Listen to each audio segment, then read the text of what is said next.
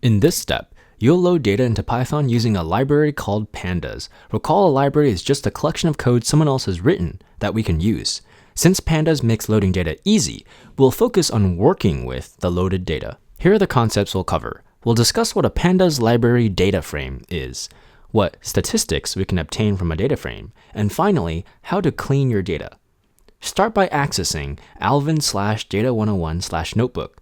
Using the linked notebook, you will load a dataset that contains some synthetic web traffic data for us to use. Once you access that URL, you should then be greeted with a page like this one. Go ahead and click on File, and then save a copy in Drive. This will create a copy that you can now modify. On this page, I'm going to click on this X right here to close the navigation bar.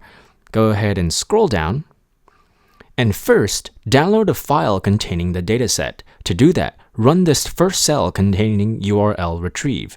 Select the cell and hit Command Enter, or if you're on Windows, hit Control Enter. You can also click on the play button here. Once this file has downloaded, you'll see this output right here, views.pickle, and this other nonsense. This means the file has been downloaded successfully.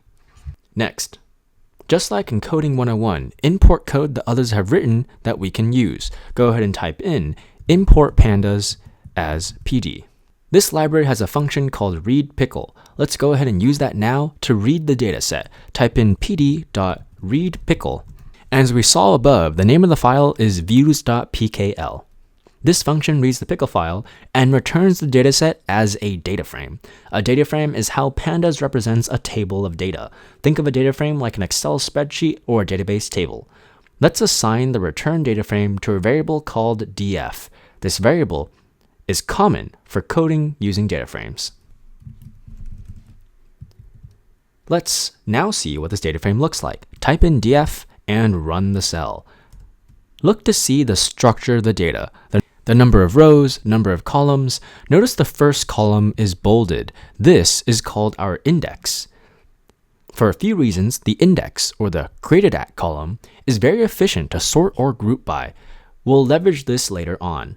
The second column, page load ms, this is the number of milliseconds the web page took to load. Videos watched s is the number of seconds the video that the user watched. Product S is the number of seconds the user spent on the product section of the web page. Pricing S is the number of seconds the user spent on the pricing section of the page. Has clicked is a boolean. True if the user clicked on the sign up button. The last column, web page, is either A or B, indicating which landing page the user saw. Data frames offer a few methods to compute aggregate statistics. For example, we can compute the average for each column. Go ahead and type in df.mean. Add parentheses to call the method. Most of the average values here look reasonable. However, notice that has clicked has a value of 0.34. This seems weird because above has clicked is a column of true or false values. How did true or false values become a number? In short, Pandas considered each true to be a 1 and each false to be a 0. Then it took the average. As a result, 0.34 means that 34% of values are true. Let's now go ahead and compute the minimum value per column. Type in df.min, again with parentheses, run the cell, and here you can see the minimum values. Now that we've covered a few basic statistics that data frames offer, let's now see what data frames offer for cleaning data. There are 3 commonplace steps to take in cleaning your data. First, you'll want to remove all duplicates. Call the method drop duplicates on your data frame. Type in df.drop_duplicates and add parentheses to call the function. Go ahead and run the cell. A small tip, you don't have to memorize this method per se. You can always Google Pandas data frame drop duplicates. What's more important is that you remember the steps in data cleansing. Now, in the next cell, we're going to fill in missing values. These missing values are represented as NaN, or N-A-N. This stands for not a number. NaNs or missing values can possibly occur due to bugs in the data collection code. Here, we can fill in missing values with the average value in each column. Remember from above, df.mean, again, you should now type this inside of your cell. Type in df.mean with parentheses. This computes the mean of each column. Here's a new method called fillNA that fills all NaN values with the provided values. Type in df.fillNA and then go ahead and pass in df.mean as the argument. Fill_NA does not modify the data frame. It simply creates a new data frame with the inputted values. As a result, we need to assign the variable df to the result. Type in df equals. Finally, run the cell. Third, we sanity check the data. In this case, we know that the video is only 60 seconds long. So let's look at the maximum amount of time a user spent watching the video, making sure it's only 60 seconds.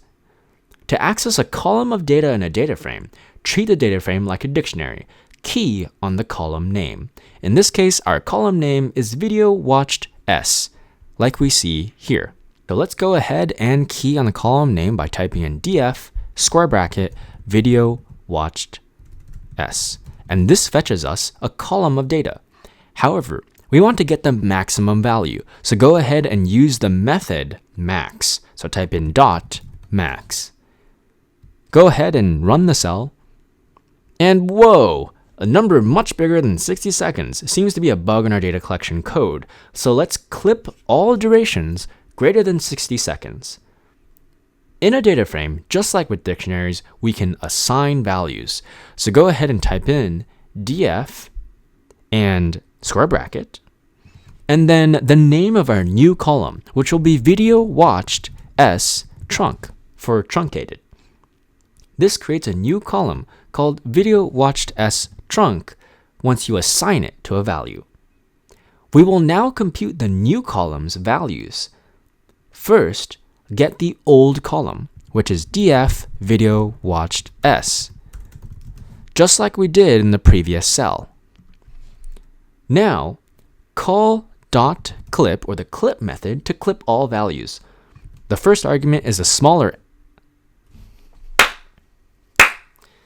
The first argument is the lowest possible value. So in this case, 0. We don't want any number of seconds watched to be less than 0. We also don't want any number of seconds of watch to be greater than 60. This ensures that there are no values less than 0 or values greater than 60. Go ahead and hit enter to create a new line and type in df. This will now output the data frame. Go ahead and run the cell. Notice the column on the far right includes our brand new column of clipped watch durations.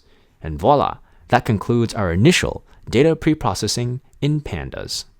These are concepts we've covered in this course. The takeaways are how to clean your data. Typical steps including filling in nans, deduplicating rows, and sanity checking against your understanding of the data.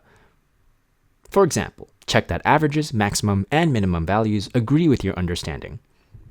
If you'd like to access and download these slides, visit this URL. Make sure to save your notebook by hitting File, Save, and next time we'll perform some initial data analysis.